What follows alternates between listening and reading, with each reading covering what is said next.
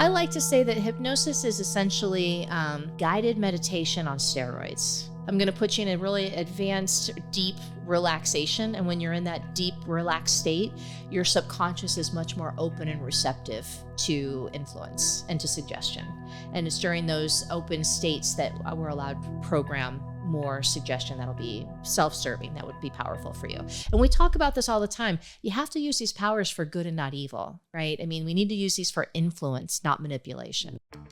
I like to tease, I'm more of a school of hard knocks kind of gal, where I've been there, I've done that. I have my undergrad degree, but I just found it was a lot more applicable to get in and start doing the work than it was to study the work. The rumor on the street is that we got an $800 million offer for that company, except the CEO turned it down.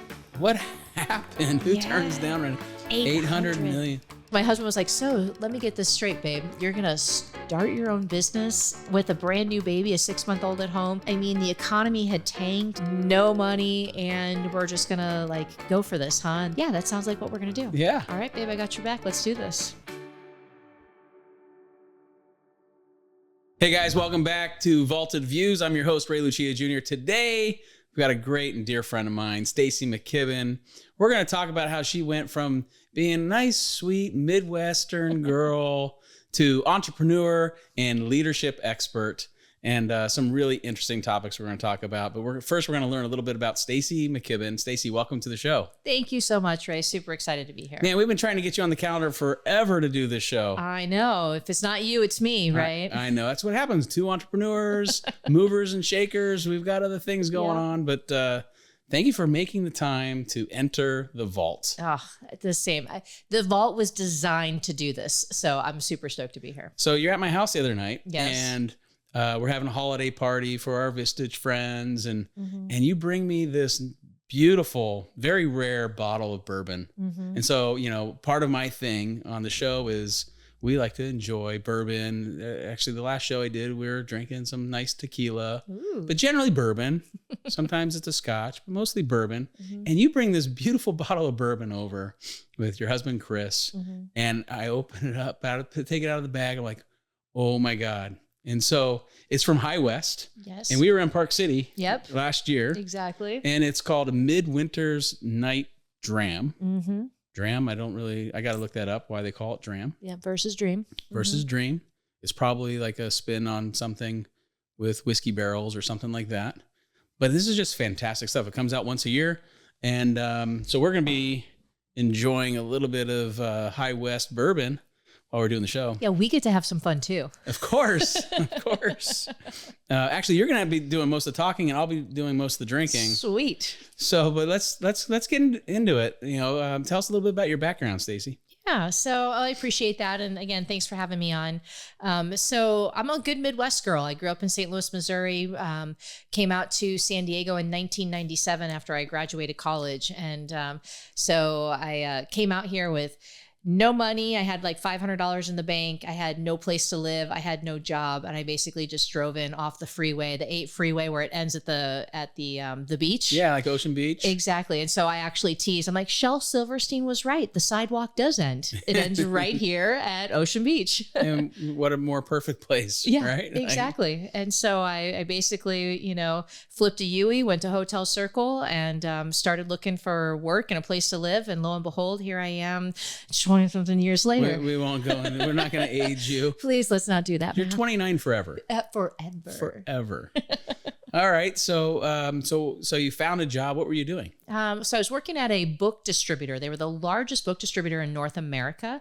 And this was right when Oprah Winfrey started her book club. Okay. So you can imagine at that time that it was kind of like, whoa, books are on the scene. Yep. And so we worked for big brands like, Sam's, Costco, Office Depot, Staples, all kinds of brands across the US, and kind of distributed all their books. And that was what my role was being a marketing manager and actually helping to fulfill all those clients and do that stuff. So product management or product management, warehouse management, overseeing client support, things of that nature, really laying out planograms and how the books were going to be distributed, laid out within the book section, things of that nature.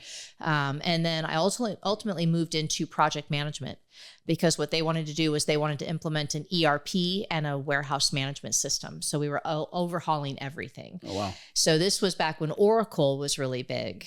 And so it was supposed to be a, couple $2 million project that turned into a 5+ year and a $10+ million project. That was notorious back then, though, for that to happen. That's exactly right. That's why Larry Ellison, he owns an island. I'm pretty sure we helped pay for that. Probably so. Yes. At least the gas for his yacht to get there. The one trip there. Yeah. So project management for a book company. Yep. Right. So cut my teeth on software development. Mm-hmm. Software development.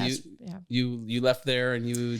What was your next so I went step? over there and I went to a startup called Groovy Like a Movie. Groovy Like a Movie. Yeah, just as the name would suggest, we were groovy. Okay. What did Groovy do? Yeah, so we did video production for small companies around San Diego. So the San Diego Sockers was one of the companies that we did a lot of work for. So we had done their commercials and things of that nature.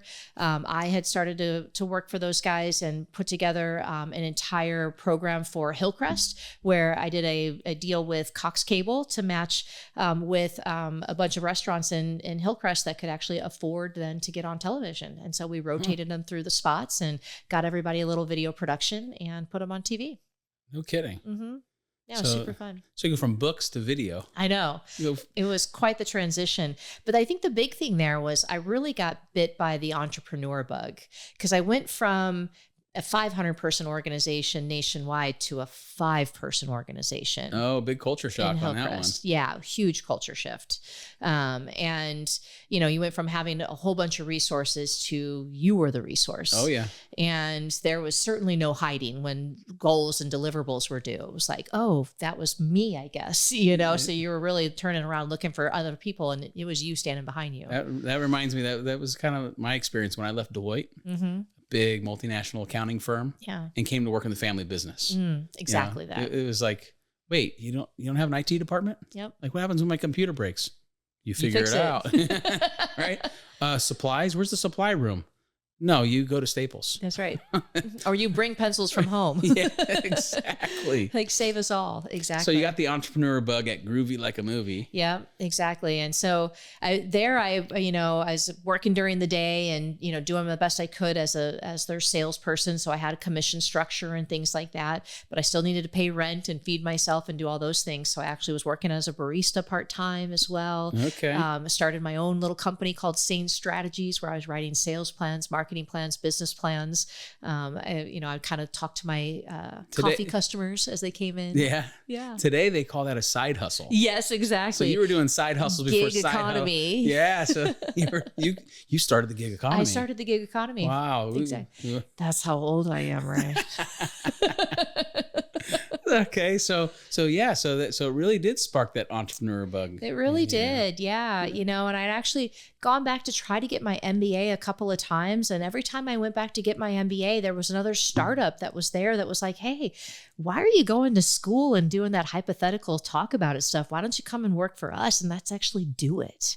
And that's what always would get me super excited, was this idea of like, yeah, let's actually just roll up our sleeves and get stuff done. Right. So I like to tease, I'm more of a school of hard knocks kind of gal, where I've like been there, I've done that. I have my business, my undergrad degree, but I just found it was a lot more applicable to get in and start doing the work than it was to study the work. Yeah, no doubt. Yeah. Right? I mean, that's what I tell my kids.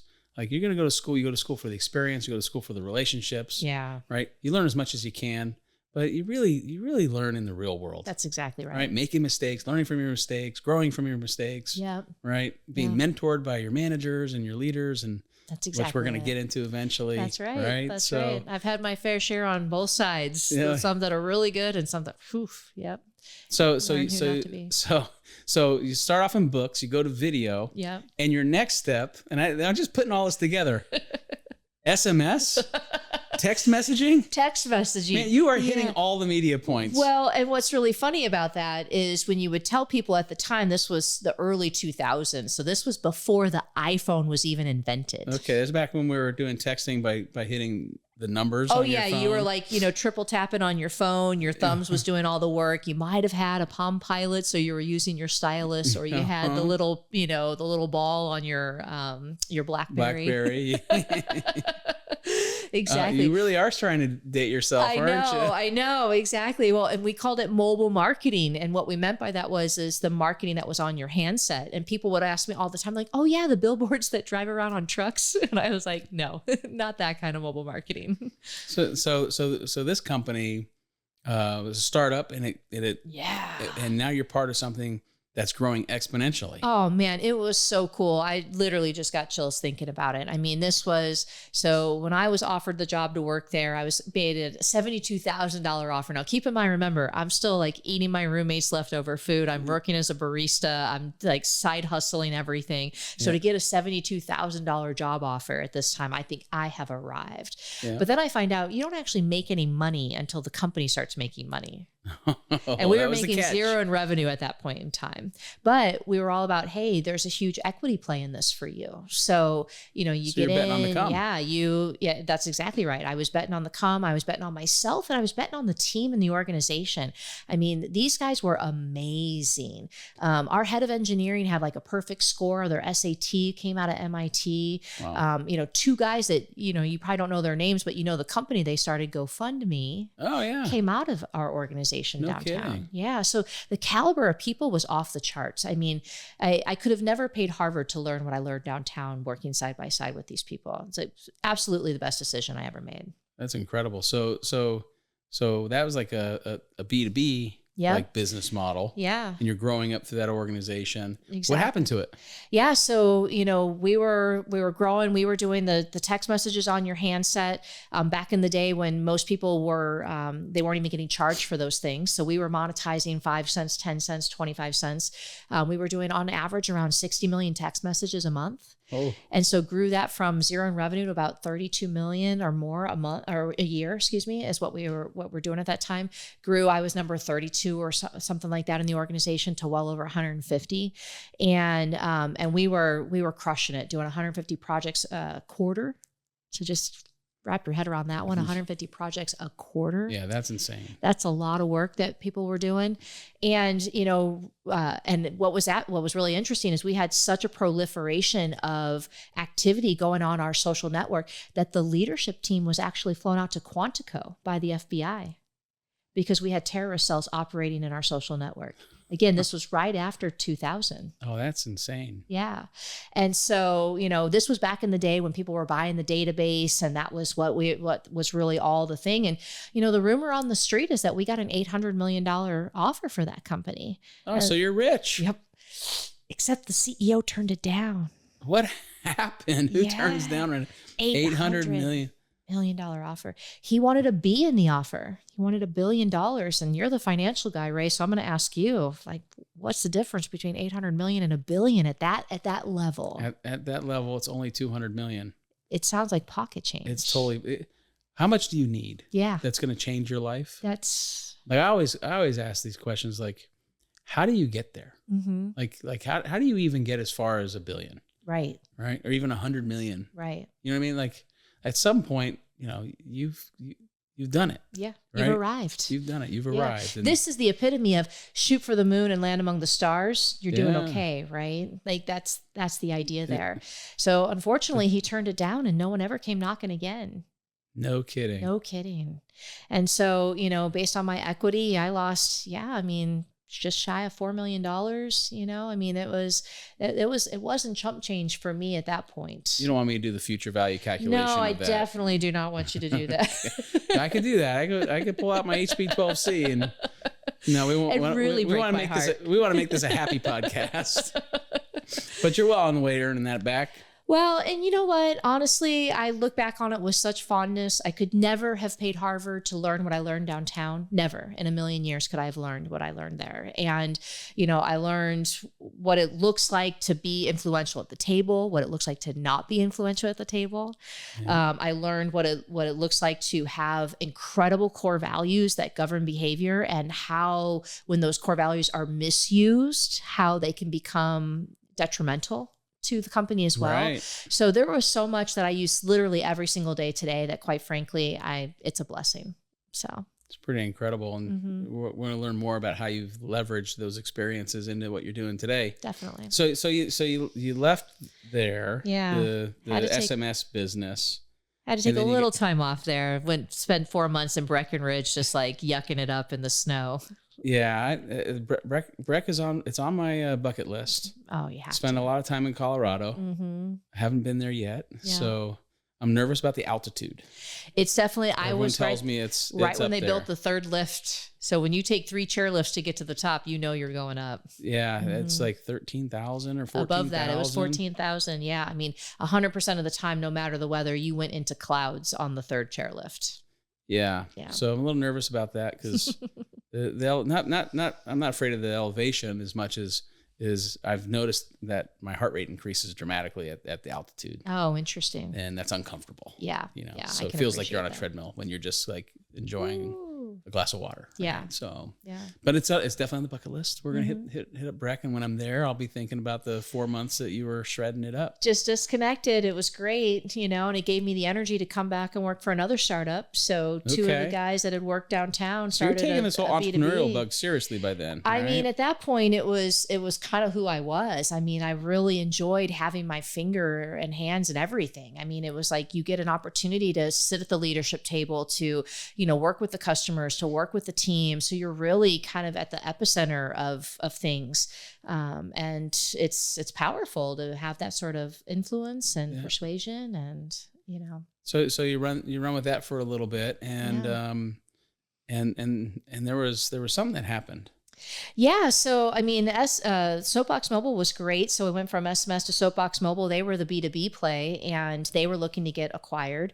And so we were able to, with the help of the team, really came together and figured out how to monetize that and turn it around. And they actually got acquired by the largest advertising conglomeration. So IPG acquired them. Okay. They're the largest ad conglomeration on the globe. So at the time they had like 550 advertising agencies underneath their moniker. And they were basically buying our SaaS platform to bolt in for all their agencies. So the nice part is I actually got to be a part of an exit. It wasn't the 7-figure exit that I was looking for, but I got to be a part of. But you went full circle. Exactly. I got to at least see it across the finish line. And the cool part is they had actually offered me a job to go out and help to run the division and things of that nature out in New York when I found out I was pregnant with my first son. So wow. So here you are, you're pregnant with your first son. You got a job offer to go back to the big city. Exactly. Always wanted to do that, but had no friends, no family. I'd never lived there before. So how the heck do you have a baby on a subway? Like, I don't even know.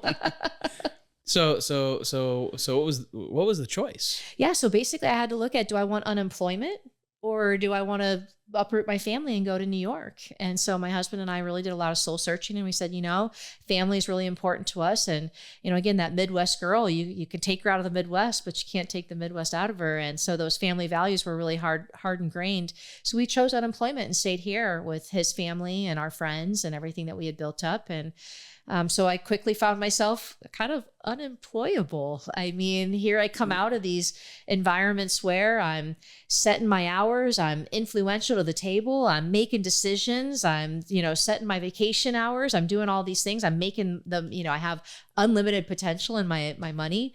And now I'm going to go get a job. Crazy. That doesn't sound like me. No, you aren't the job type. So you chose, what a gutsy decision. Yeah. I mean, well, here's the kicker I'm going to give you because you know this better than anyone else. It was in September of 2008 that all this was going down. So I don't know if anybody out there remembers 2008. Oh, we all do. We all do. Yeah. Nobody was hiring anyway. Nobody was hiring. I mean, the economy had tanked. It was the greatest dip since the Great Depression. Yep. They call it the Great Recession. Yeah. And so that's when I'm out there unemployed, looking for work, a new mom, in between healthcare, like the whole scenario was where I was sitting. So I had some choices to make. Am I going to, rise to the occasion? Am I going to power through or am I going to try to go back and find work, you know? So let me guess, you just put your tail between your legs and sat on your thumbs. It's like, you know me already. Yeah, exactly. Of course you didn't. Of course I didn't do that. Like, that just sounds ridiculous. Of course. And even as my husband was like, so let me get this straight, babe. You're going to start your own business with a brand new baby, a 6-month-old at home, no money, and we're just gonna like go for this, huh? During the time of the Great Depression or the Great Recession. Yeah, that sounds like what we're gonna do. Yeah. All right, babe, I got your back. Let's do this. I mean, what an awesome story. Yeah, though. when you got your ride or die with you, it's like awesome. I know. My wife's, you know Devin. She's my ride or die. We've been through ups and downs together. Exactly. And it makes those tough decisions a lot easier. When you know they've got your back, it really is a game changer. So here you are. You're unemployed. But you have all this great experience. I do. Right? Mm-hmm. So what did you do? So I actually, I started a business coaching franchise. So I wanted to open up my own practice. But here's the thing. I didn't want to take a lot of time to get to market. You know, I didn't want to have to figure out the process and the invoicing and the website and the name and all the stuff that comes with starting a business. You know, that was kind of the nice part about joining startups. They kind of had all that figured out and you just help them grow.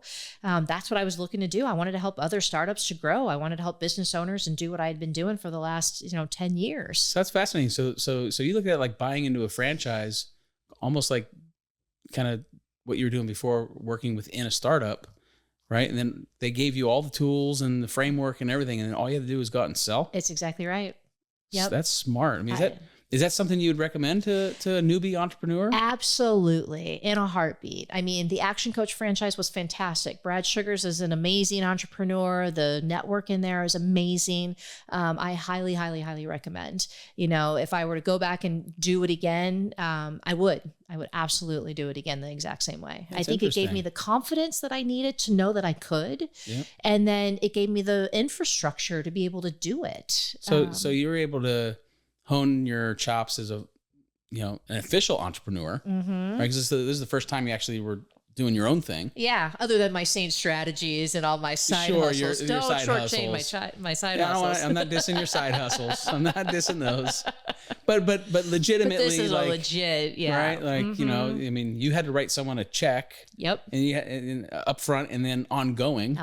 Right? So you had obligations. That's exactly right. Right? Plus you had rules and responsibilities to maintain their brand, I'm sure. Absolutely. Right? So that's interesting. That's like a cheat code for a newbie entrepreneur. It really is. I mean, if you're looking for a way to be able to get out there and start doing and learning, it's a fantastic way to cut your teeth.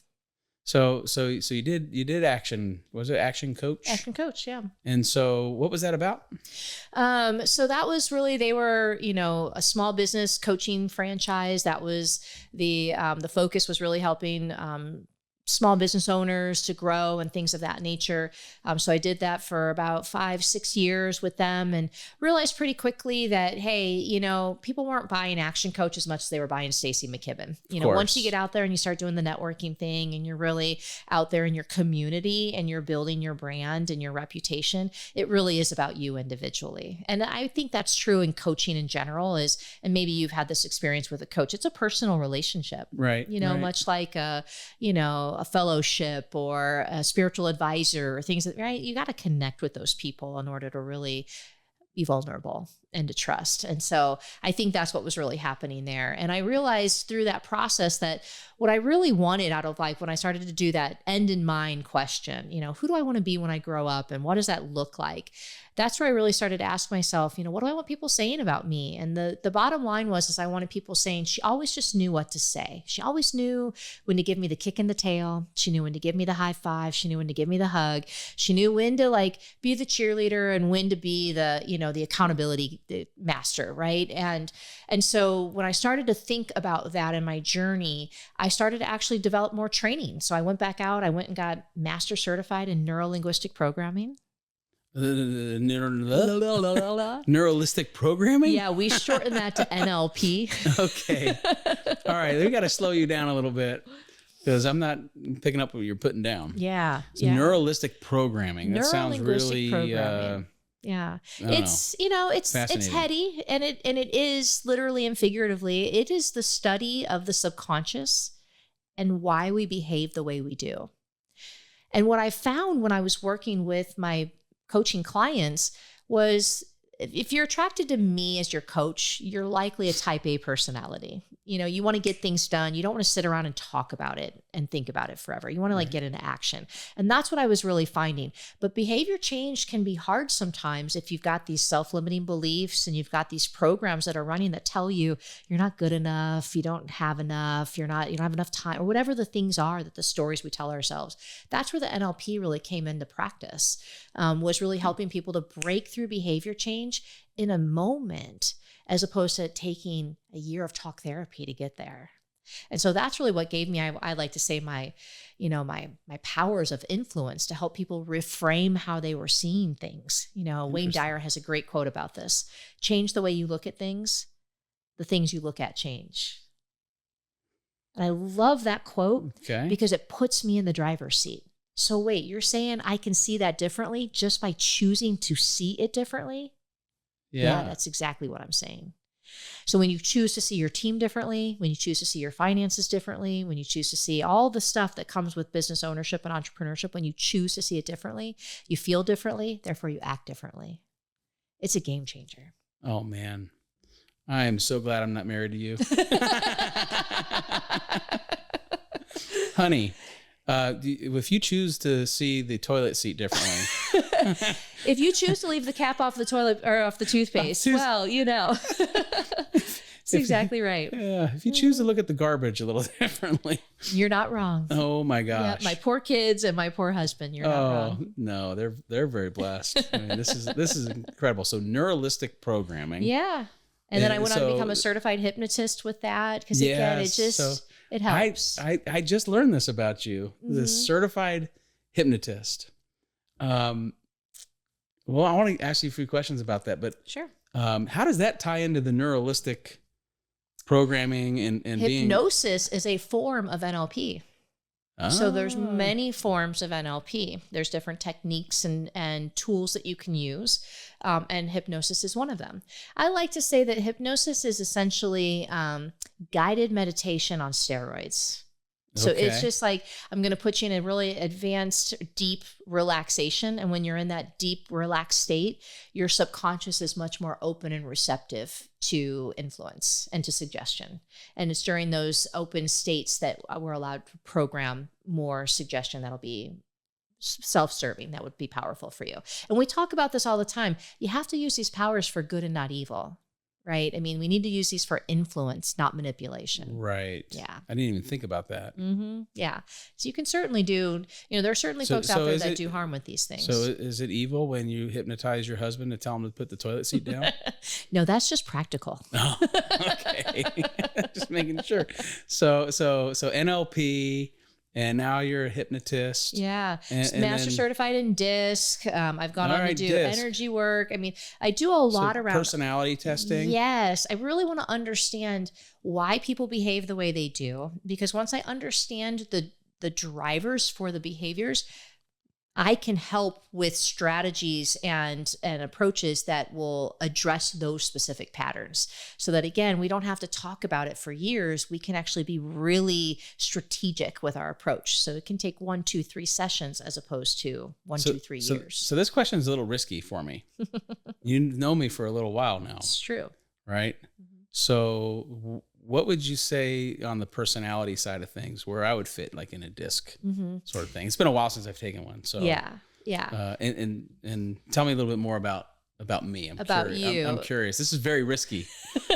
And we'll see. We might have to cut this part out. It's true. We did not prep this, folks. No, we did not. No, it just came to me. So yeah. So there's the 4 styles in DISC, which, by the way, is old, right? This is Hippocrates, Socrates old, thousands of years old. It just got converted in like the early 20s by Dr. William Marston. He figured out a way to kind of turn it into a test, which, by the way, fun fact about Dr. William Marston, he also invented Wonder Woman. So yeah, just sidebar of all of his cool skills. While you're about to evaluate me, I'm going to top off another glass. Top it off. Exactly. I think I might need it. You will after my assessment here. No, I'm teasing. Oh, I'm in trouble. Go for it. No, I tease. One of the things I tell people all the time is, look, we're all a combination of all 4. It's just a matter of how much and in which circumstances. And I love to say, look, we're all perfectly imperfect. We've all got our goods and our others. I'm sure that's a good accounting term you understand. No, I'm just perfect. You know, goods and others, right? Exactly. Yes. Don't have a separate bag of weaknesses from strengths. It's when your strengths go overboard that they become your weaknesses. So that's always really interesting as we start to think about that. But, you know, as I look at you, you know, your willingness to take risks, you're very decisive. You know, you're willing to, you like to win. You know, you want to be kind of out in front of the pack that way. So I would think the high dominance would be fairly high for you, which is what the dominance talks about, right? Is your risk-taking ability and, you know, your competitive really cool. nature. I don't know, am I striking any chords? I love to win. There? That's why I gamble on racehorses. Exactly. Yeah. That's why we're sitting in a vault. This is called winning, folks. This is the ultimate winning. Should we change the name? Should we change the name of Vaulted Views to Vaulted Winning? Vaulted Winning. Exactly. High dominance vaulted winning with Ray Lucia Jr. Done. Mic drop. You know, exactly. But you have a really beautiful blend on the people side too. You know, once people get to know you, there really is this people side. Now I'm going to put you more on the steady side from the influencer side. So the influencer, they've got 5,000 friends on Facebook. The word stranger means friend I haven't met yet, you know, sort of idea. The steady, by contrast, is incredibly loyal. They've got a few friends, but they've had them for life. You can always count on them. And they have a little bit of a slower pace. So they're all about harmony and status quo and, you know, keeping us together. And I kind of see what I know of you personally and in your personal life, I see some high steady in there. You're incredibly loyal. You've got people's backs in a way that's really awesome. And so I would say if I were to put you on the people side, I'm going to give you a little bit of that sort of pacing. So don't tell my social media manager about the influence part, because, you know, she's trying to build up followers. She's trying, exactly. She's trying. That's gonna be difficult knowing I'm a high steady. Yeah, but exactly. you nailed it. I mean, you know, I've got a small circle of close friends I've had for a long time. Yeah. You know, and obviously I've been with my wife. I've known her since the 3rd grade. Yeah, We've been dating since the 7th grade. Yeah. Right? That didn't tell you steady. Exactly. Wow. Which I think is pretty cool. She's going to love this episode. She's going to be like, I learned something new about my husband today. Or I was reinforced to what she already knows. I think it's just putting labels and words to things that you inherently know. Yeah, she might not like the high dominance part. I know. My husband doesn't either, per se. You know? I do like winning, but when it comes to her, I'm happy to lose. Yep, exactly. She always wins arguments. Yeah.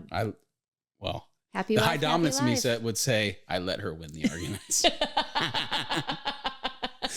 Wow, this bourbon is fantastic, it's going folks. Down smooth, yeah. It's might going get down you smooth. In trouble later. So you're doing this action coaching thing.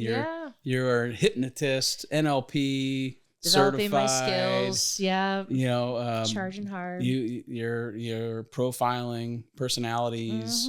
You're tying all that in together to coach people in business coaching. Yeah. Right. That's really fascinating. I mean, was there like an industry or anything like that? Or was this something that you kind of came across one day and they say, hey, this is what I want to do? Or, you know, I've always been one of those people that I really, my top strength, if you look at Strength Finders, has been an activator. That is what I do. I get people enrolled and inspired in a vision. That is what my gift is. I get people super excited about things and running through mountains, right? And so when you're doing that, coupled with kind of the business coaching thing, you're working with different personality styles. It's like, how do you start to adapt to their preferences? And that's where this stuff really comes in. That's where these ninja skills are really beneficial. You know, we talk all the time, you know, Darwin taught us it's not the smartest, the strongest, and the fastest. It's the one who's most able to adapt. Yes. Who survives and thrives. And I take that really seriously and to heart. And so I've always asked myself, how can I be more nimble and more flexible and adaptable? And that's where all these skills have really come into practice and into handy. Because again, nobody wants to hire a coach to sit around and talk about all the time. They need to see points on the scoreboard. Right. By the way, I'm a high dominant too.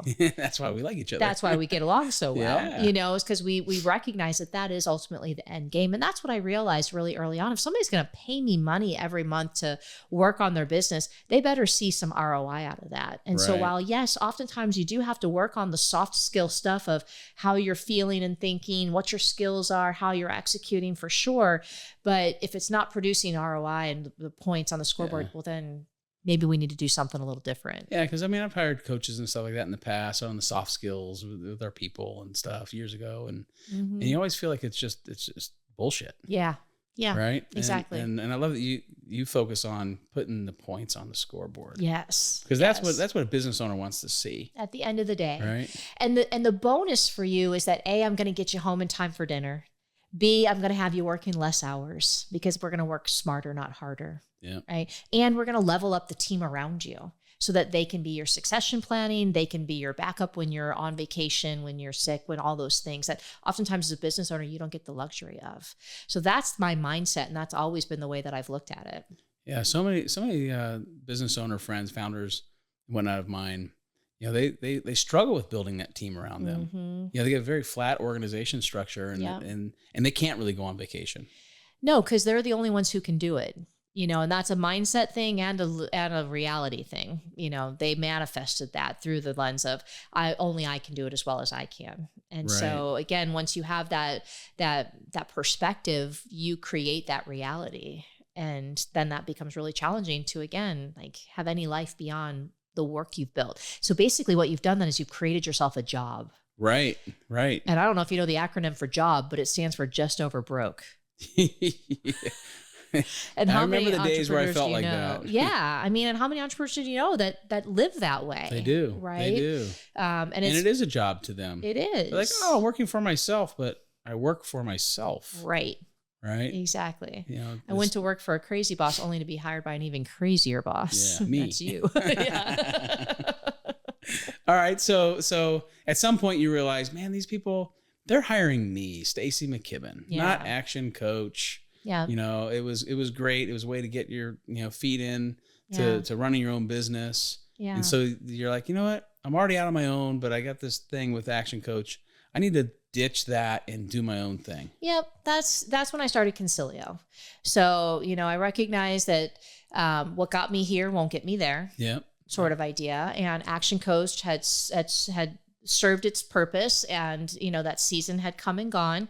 And so while I was incredibly grateful, it was time for me to spread my wings, baby bird to leave the nest sort of idea. Yeah. And so I did that. So I started Concilio. Concilio actually stands for on purpose and with intent in Latin. Okay. So this is really where I started to double down on what we're talking about here, which is we're all about helping individuals and teams create success on purpose. No winging it, no accidental success. I want to know that we can do this and that we can do it again and again Repeatable. and again. Yeah, I need that repeatable success. I need to know that it's predictable, that it's reliable. And that's how we get that breakthrough success that a lot of my clients enjoy today. Wow.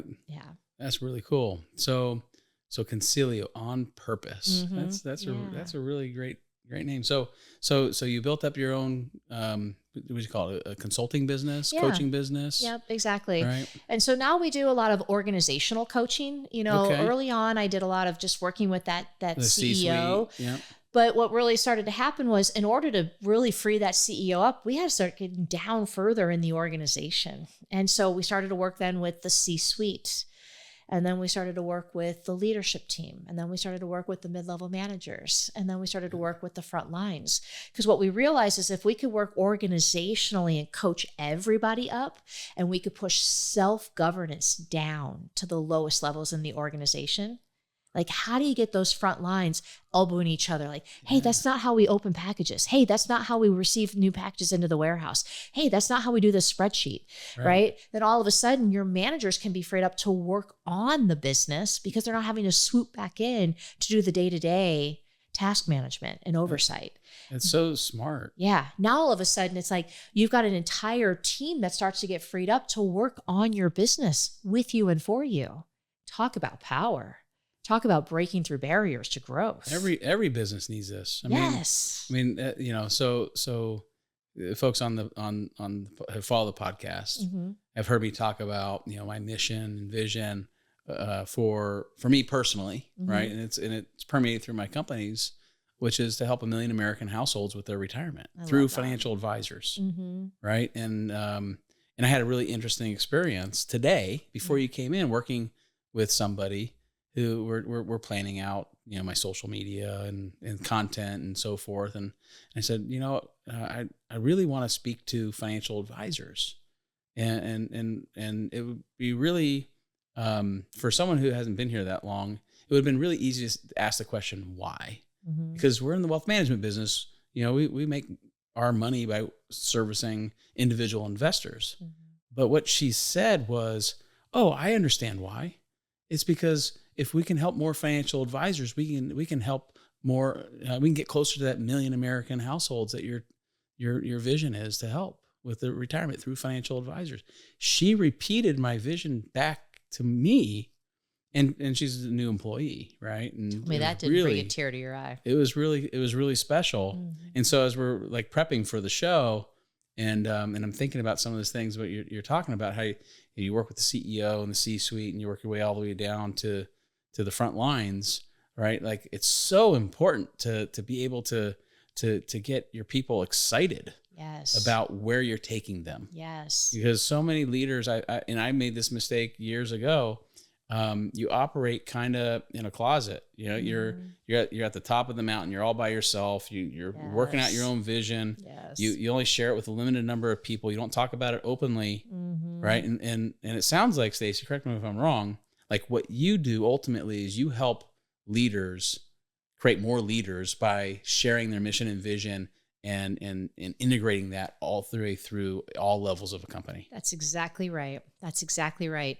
If you can get your mid-level managers to be converting and communicating your vision into day-to-day actions for your front lines, you will literally move mountains. Like, it is game-changing stuff when you can get that vision communicated all the way down to the front lines, that they actually know what they do every day ties to that. That's where you get people enrolled and inspired in a way that it's unparalleled. There's nothing else out there like it. It's very, very interesting how you're packaging up your years of experience and your journey and what you've learned into something that's so meaningful and so impactful for businesses. Well, and think about it. I mean, I don't know if I've shared this with you before, but we talk about the formula for life success. And this is something that I learned from Action Coach is, the formula for life success is be times do equals have. So think about that from a front lines perspective, right? You're asking the person on the front lines, do you have everything you want out of life? And I'll use the full wheel to talk about that. Do you have everything in your savings account? Do you have the health you want, the wellness you want, the tithing you want, the hobbies, the relationships? You look at that full wheel and you feel like the answer is no to any of those things. You go to the other side of the equation. And this is what I love with the vision of an organization is you get to help them to see, look at who you get to become as a byproduct of being a part of this vision. So look at the work she gets to do as a byproduct of being a part of a vision of helping 1 million Americans with their retirement. Like, who do you get to become as a byproduct of being a part of that? And what do you get to do as a byproduct of being a part of that? So, and notice my language. It's not, what do you have to do? What do you have to become? No, who do you get to become? What do you get to do as a byproduct? That's game changer stuff right there. Right. It becomes aspirational. Yes. Right. And now that's what gets them up every morning to come, not the paycheck. Sure, the paycheck helps. Nobody's going to lie and say that's not why people come. Of course. But we all know the number one reason why people come and go from an organization is not the money. It's their managers. And it's who they get to become as a byproduct of that manager. Does that manager train me, develop me, coach me? Am I becoming a better person and developing better skills as a result of working here? That's what your front lines are asking. I'm curious, is that what your managers are doing? That was a rhetorical question, wasn't it? Yeah. Okay. Not for you, just for your sure. audience, of course. So you package up all this knowledge, and you recently wrote a book. Yeah. Right? That's super exciting. So yeah, let's talk about that real quick. Yeah. So it's called Core Leadership. Core Leadership. There's a ton of stuff out there, Ray, for the senior leadership suite, right? The C-suite, there's tons of books out there for them. The front lines, tons of front lines books, but there's very little for that mid-level group. The ones that are often the unsung heroes, they're often the Gumby of an organization. They're pulled in 1,000 different directions. Heck, a lot of times, certainly for the clients that we work with, they're promoted from within. So they're top performers who got promoted into middle management because they were doing a good job and they wanted to be recognized, but they have no idea what it means to be in that middle management seat. And so that's what this book is all about. It's for them. It's about them. It's got, packed with tools and strategies and philosophies. It's a very practical handbook on what you do. There's no real training in school. You don't really learn how to manage. Nope. You get none of that. Not in middle school, high school, college, nothing. There is none of these things. That's one of my dreams for the future. You can pull me back in a couple of years to see how I'm doing with that. But I'd love to get this stuff further downstream. Where we're teaching how to have difficult conversations. We're teaching the personality styles and how to adapt your communication approach to people on the other side of the table. Imagine learning that at younger ages, what that could do for you. And a lot of your top performers, they're innately talented, what we call unconsciously competent. They don't really know how they're doing what they're doing. Right. But then you put them in this manager role where they're supposed to develop and train 2, 3, 5, 10 other people around them. They have no idea how to do that. Can you imagine if kids at a younger age, I don't know what age appropriate would be, maybe older high school kids, like my daughter, she's 16, 17, who can understand this stuff. If they learned about the different types of personalities and how to change how you communicate with them, if you recognize like how that could better their lives. Imagine the relationships that would change with their teachers even. I guarantee your daughter's got one teacher she doesn't love. Oh yeah, they might be watching my podcast. I know.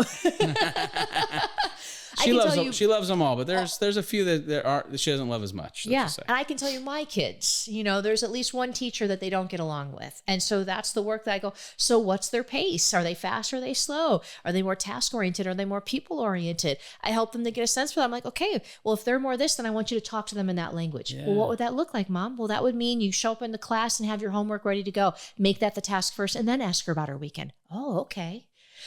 So you're giving them tools and skills that they can actually use. This is the stuff that, again, you look at the kids coming out of college and oftentimes you're wondering what's that piece of paper doing for them anymore. Right.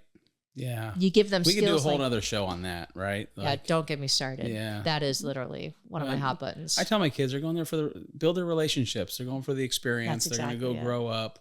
Yeah. The real learning, it's on the job. It is. But it's sad because I remember when I first got my first job out of school, working at Deloitte, it was like I was just thrown in there. Oh yeah. And just trying to figure it out. I'm like treading water. Exactly. But what was great about Deloitte is they had a ton of training, and on soft skills and then technical skills and all that stuff. So it was a great place to start out, but I couldn't imagine if I worked at a different company that didn't have all that training. That's right.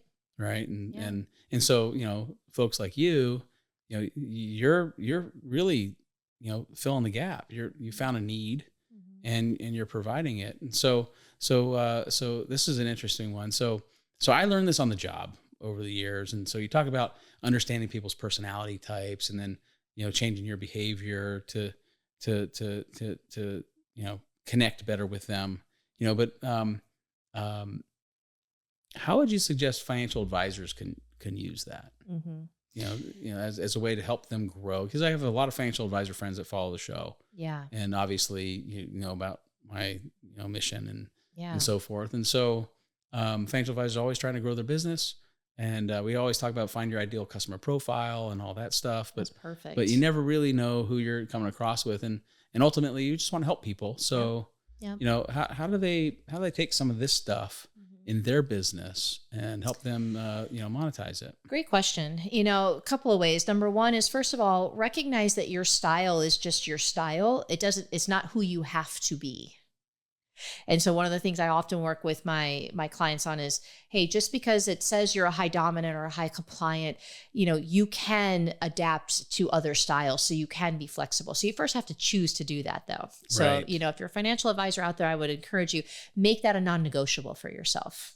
Choose to be adaptable and to be, because you're going to need to do that in the work environment for people who report to you and your staff, as well as with externals, because this works both internally and externally. Right. Yep. Right. So as you're thinking about people you want to leverage up within your organization, you might need to find people who are not like you, who have different skills. So as you think about hiring and bringing them on, you might leverage this personality stuff in that way, or even as simply as from a, client experience and a sales perspective, right now, you might have a client that's, more on the conservative side, that isn't a risk taker like you, that's more conscientious, that's more steady, that needs to take things slow, that's more detail oriented. And then you couple that with an election, right? And now all of a sudden they're calling you 2 and 3 times a week because they want to understand a little bit more about their portfolio. And so how do you have those conversations with them in a way that doesn't make them feel stupid for asking those questions, doesn't diminish their concerns,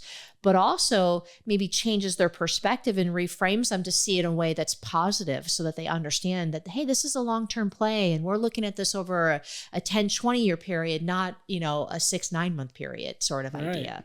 And so as you think about personalities in that way, this is how you would start to leverage this to, retain your clients, to get them to refer you to other people, to, attract new clients, as well as to, level up the people on your team that can actually help to replace you at some point, or at least support you. Yeah. Well, I think we might have found a new niche for you in this business. That was a fantastic answer. I've got all these. I think we could be here for forever. I know. But I'd like super fun. I'd like to close it out, Stacey, with adaptability and resilience. Oh, you picked my two favorite words, Ray. I look at this podcast and my experience interviewing entrepreneurs like yourself. Mm-hmm. If there's a common theme amongst all of them, almost all of them, yeah, it really is all about stories about adaptability and resilience. Yeah. And so what does that mean to you? I mean, you just described my life. If you were to put on my tombstone a couple of words, those would be the words you'd choose. I mean, I think from, being brave enough to just get in a car and drive until the water stopped me, to, no fear to start a business with an infant at home in the middle of a recession.